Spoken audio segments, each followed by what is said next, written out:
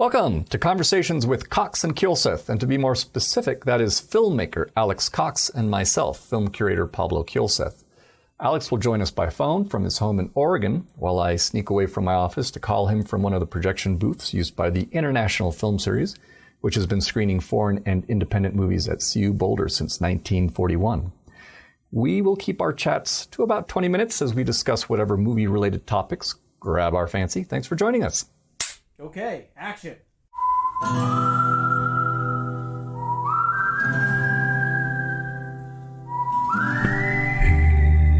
Women's prison, there are 70 women, and I wish I lived with them. How they're to dwell, but the old triangle goes jingle bloody jangle all along. Oh, the phone's ringing. Who can it be? Hello? Alex, hello. And I want to also say hello to Steve Knopper again.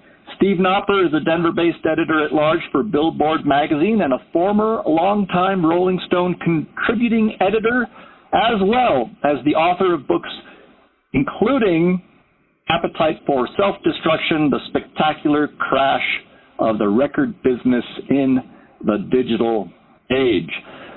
Steve joined us a few weeks ago when we talked about the Zappa documentary that was directed by Alex Winter.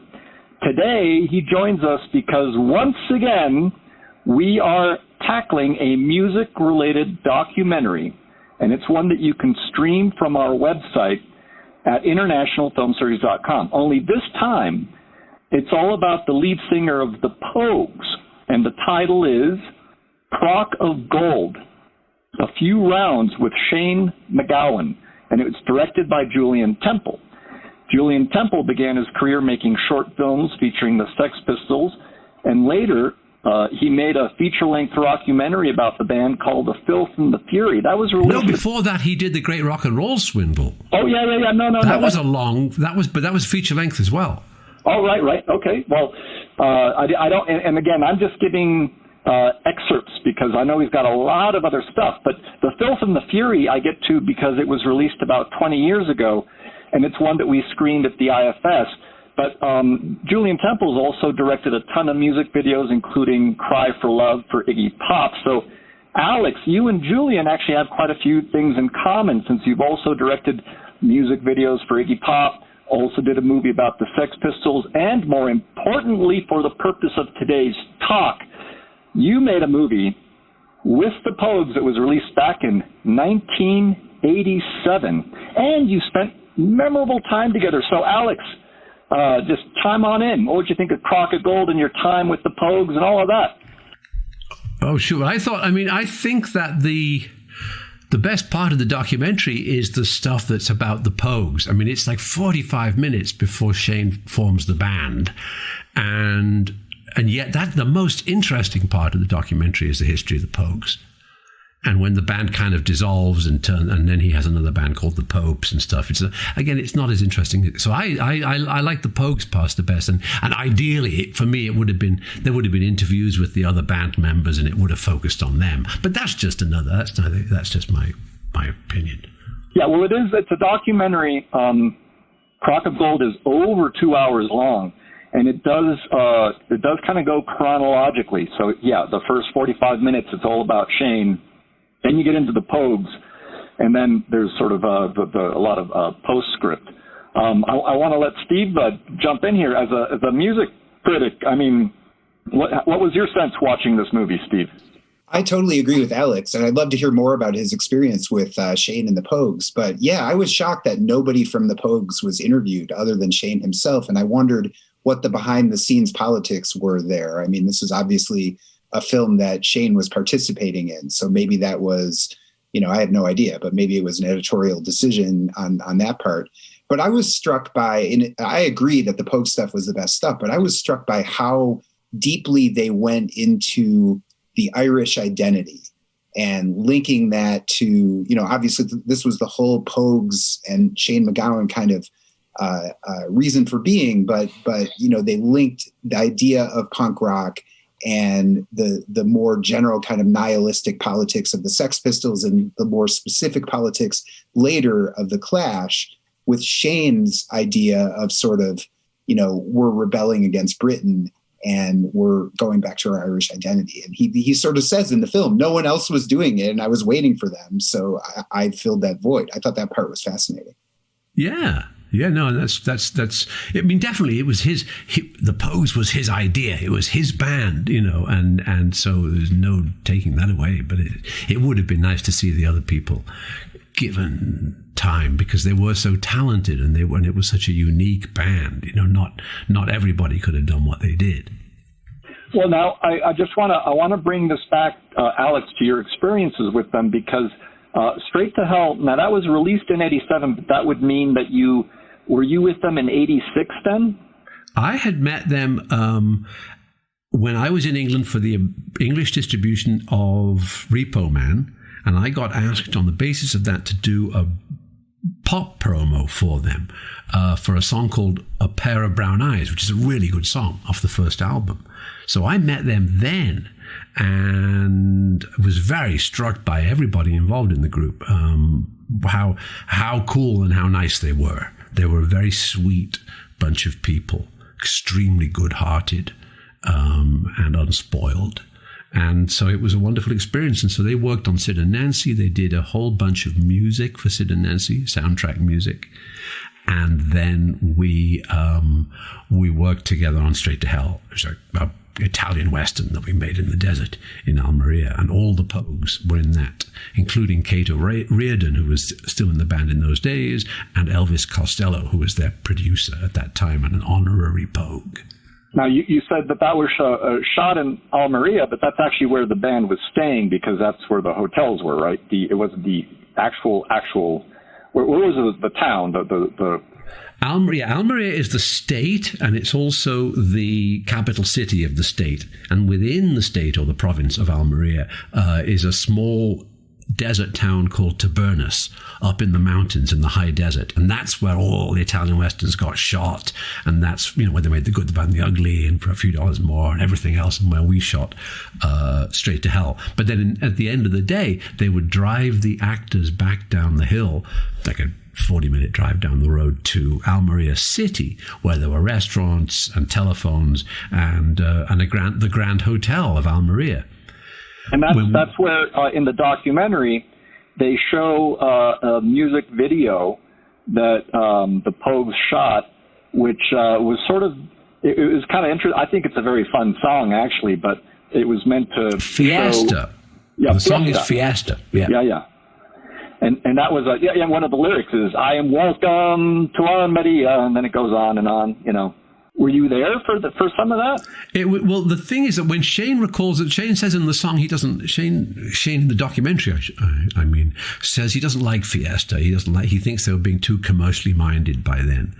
But I think the point of Fiesta is that it was a parody. It was meant totally ironically because we were originally going to shoot for 3 weeks in the province of Almeria up into Tabernus and then leave. I managed to find more money, or the producer managed to find more money and got us an extra week of shooting. But the production manager says, no, don't do it, because then he's a German guy, Karl Brown. He goes, no, because the 4th week will be Fiesta in Almeria and your guys won't like it. They'll go insane. And I go, no, you don't understand. It's the Pogues and Joe Strummer. They're from Eddie Tudorpole from England. They're going to love it. A Fiesta outside the hotel. They'll get right into the spirit of it. He goes, no, they won't like it.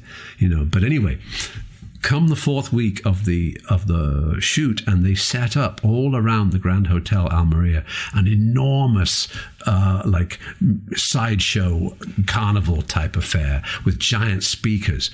And all night long during the Fiesta week, they play the current hit single, which is Lionel Richie's All Night Long. So all night long, all night long, all night, boom, boom, boom.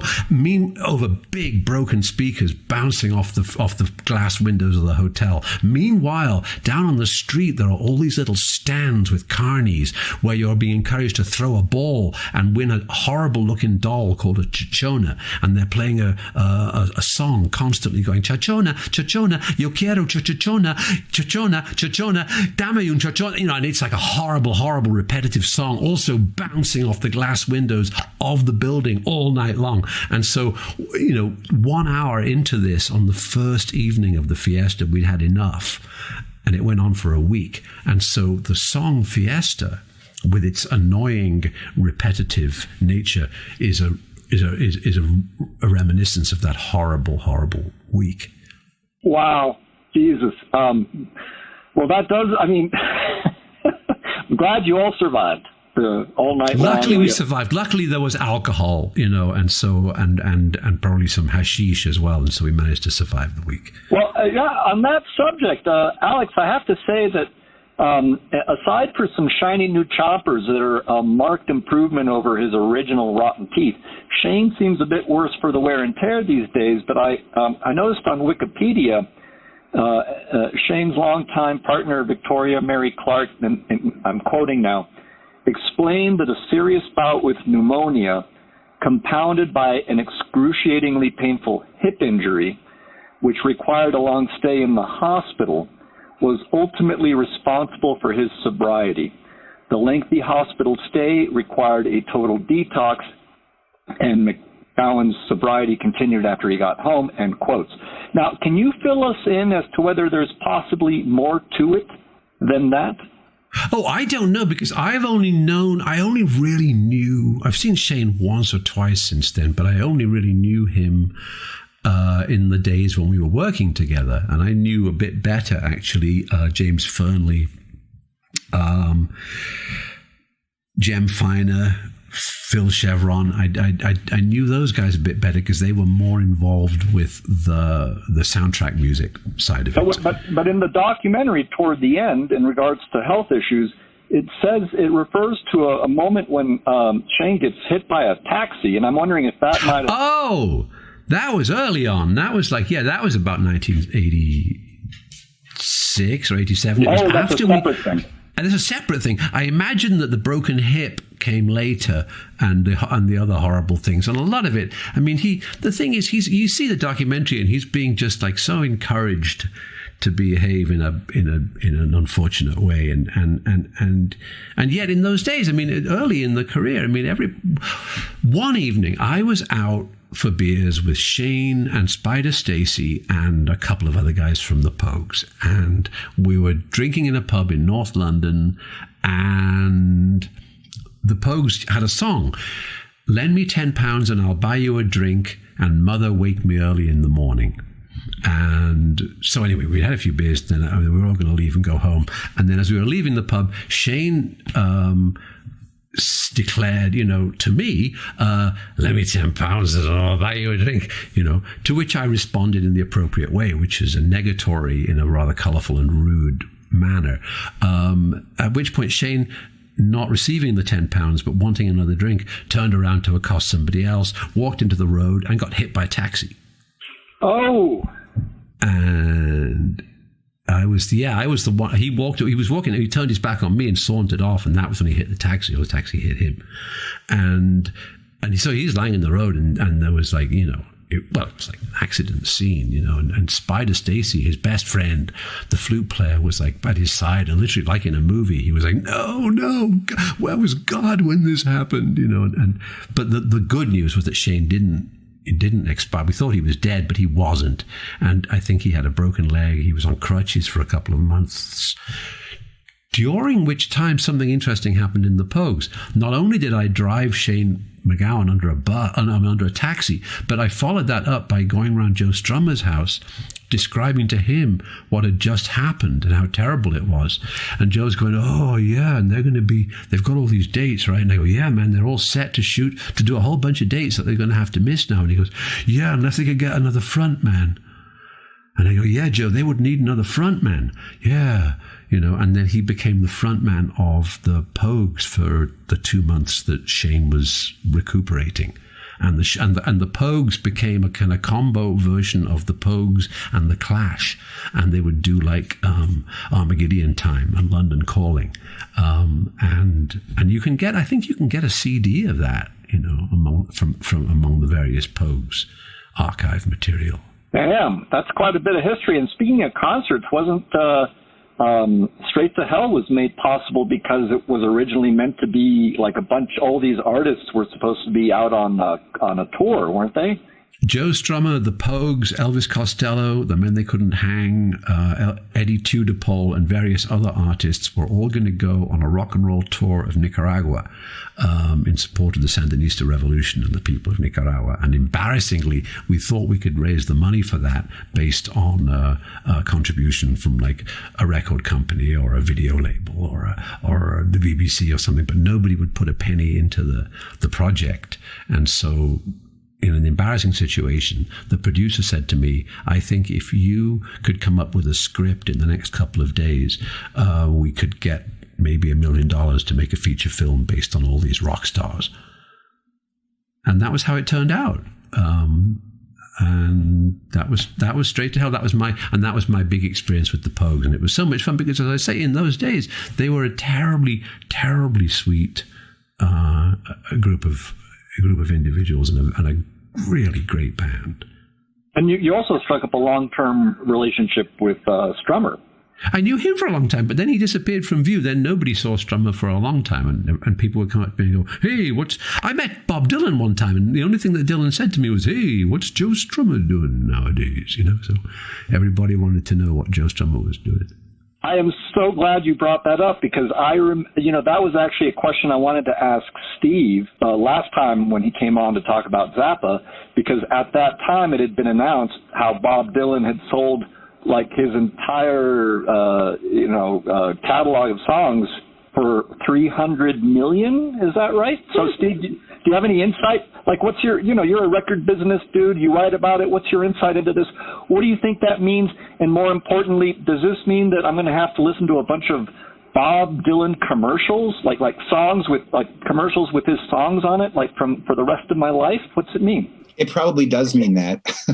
And don't let me forget, because I have a question about the Pogues for Alex after this. But yeah, I mean, I don't know how wise an investment that was to spend $300 million on Bob Dylan's catalog at this point, because who knows what the future royalties are going to hold. But I'm sure that people are saying, I'm sure they're looking at a number of things, but among them, Fleetwood Mac had that song Dreams go viral because of that weird TikTok skateboarding video recently with the cranberry juice. There's, the guy who was skateboarding in California carrying the cranberry juice, and it streamed hundreds of millions of times, and it went viral and it boosted the streams, and suddenly they're making millions of dollars off this thing.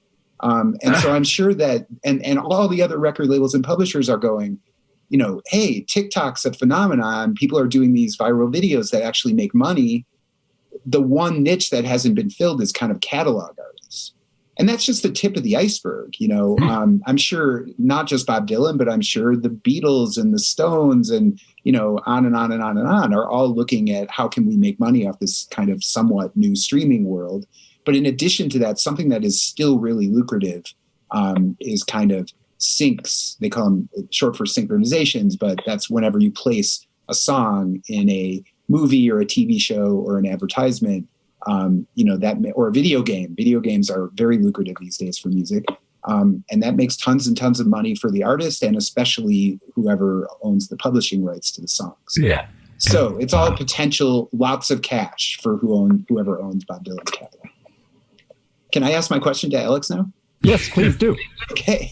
I'm curious to know, since you spent so much time with the Pogues during what you call Fiesta Week, Shane in the movie kind of positions that moment as the end for the Pogues. Like he'd had it by that point.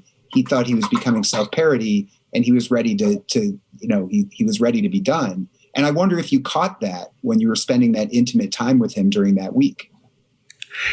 Because the song, I think, was written getting on for a year after the experience, and so I think that and then there was the release of the song and the misery of doing that green screen rock video, where obviously they're all very unhappy, But I think that was a couple of years later. So because remember when I was working with the Pogues, it was early Pogues. They had only done 2 albums, and they were still working with Elvis Costello as their producer. So this was very early on. And the discord which Shane talks about in the time after the Fiesta song came a couple of years later. I think it's inevitable in the history of all bands, isn't it, that they fall out. But when I knew the Pogues, man, they were like very chummy and very friendly and quite loving towards each other, and it was very pleasant. I was just going to reiterate Alex's point from earlier, because that's super interesting, because the Pogues themselves in this movie are kind of not really present, and they're not interviewed, and so therefore we're only left to hear Shane's side of the story on what they were like. And that's mostly negative. So it's really nice to hear you say that they really got along well and that they were charming. I think that the depiction of them in the film is different than that. Yeah, I mean, they were a really, really nice bunch of individuals, all of them. And so was their manager, Frank, who also comes over as like the bad guy in the movie. But wasn't a bad guy. There was one occasion when the Pogues had done the music for Sid and Nancy, and we had to get them from the Mayflower Hotel to the place where wherever the movie was opening that night, the premiere. And Frank just said, I can't be asked to do this, Alex. I'm tired. I'm not getting paid to take these guys around every single night of the week. And I said, I'll get them all to the theater, Frank. Don't you worry. Can you imagine trying to round up like 11 Pogues and all their friends and girlfriends and hangers-on and drag them from their rooms and their various vices and activities and take them to the whatever it is, music hall in taxis and black cars, in time for like a 7:30 p.m. kickoff. It's like a really difficult job. And so I really appreciated what it must have been like to be their manager, Yeah, and speaking of getting everyone together for the documentary, and this isn't really much of a spoiler, but it kind of culminates with a big tribute where you have all these incredible celebrity singers, singing Oh, God, yeah, there's Bono, there's Johnny Depp. Oh, God, I wish I could swear and maybe say something about it. But it was interesting because, earlier on, he Shane was kind of giving some gruff to Bob Geldof, and he's one of the people who's there in the front row. But it's sad. But also the thing is, there was a tendency on the part of the media to separate Shane from the band and to say, Shane, you are the genius and these are the side men, and so he was doing ads for Aer Lingus, for the Irish airline, but it wasn't the Pogues weren't representing Aer Lingus. It was Shane. And it was really funny because if anybody was like out of it and likely not to be allowed on the airplane because he was drunk or in possession of drugs, it would be Shane. And yet here was Shane as like the voice of Aer Lingus, and so.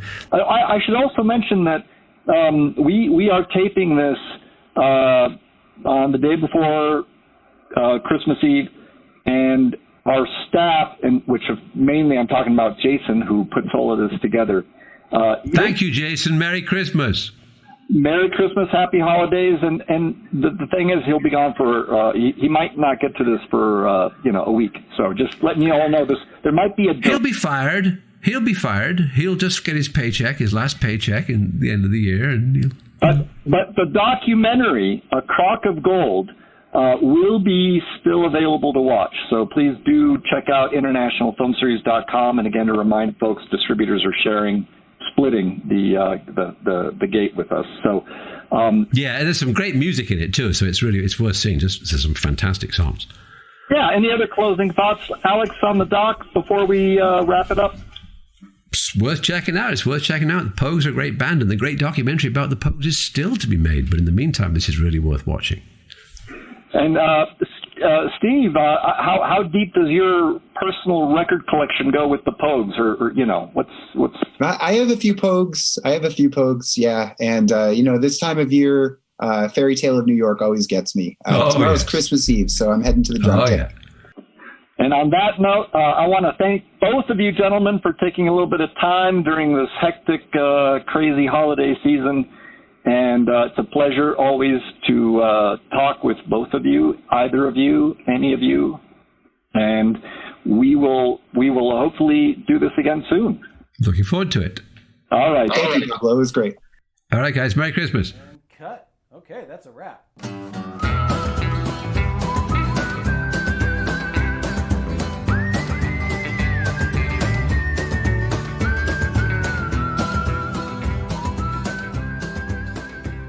Thanks again for joining Alex Cox and myself today. I'd like to thank Jason Phelps for handling the audio and Ted Thacker for letting us use the intro to his song, The Ballad of Slim Cessna, for the musical cues that bookend these conversations. Don't forget to go out there and watch movies in a larger-than-home venue. It's what brings us all together to see movies the way they were meant to be seen, on the big screen as we sit next to strangers, neighbors, and friends.